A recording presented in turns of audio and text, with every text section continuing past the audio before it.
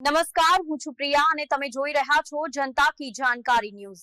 નજર કરીએ આજના સમાચાર ઉપર। સમીના ગાજદીનપુરા ગામે સામાન્ય વરસાદે ગામને પાણીમાં ગરકાવ્યું, સ્થાનિકો પરેશાન।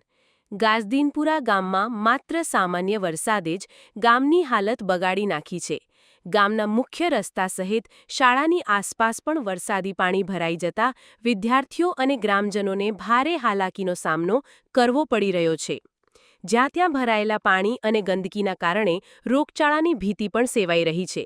આ સિવાય વાહન ચાલકો પણ સતત આ ગંદકીમાં ફસાતા ભારે હાલાકીનો સામનો કરી રહ્યા છે। સ્થાનિકોએ વારંવાર ગ્રામ પંચાયતમાં સરપંચને રજૂઆત કરી હોવા છતાં પાણીની સમસ્યા દૂર થતી નથી। ગ્રામીણોમાં તંત્ર વિરુદ્ધ તીવ્ર અસંતોષ જોવા મળી રહ્યો છે।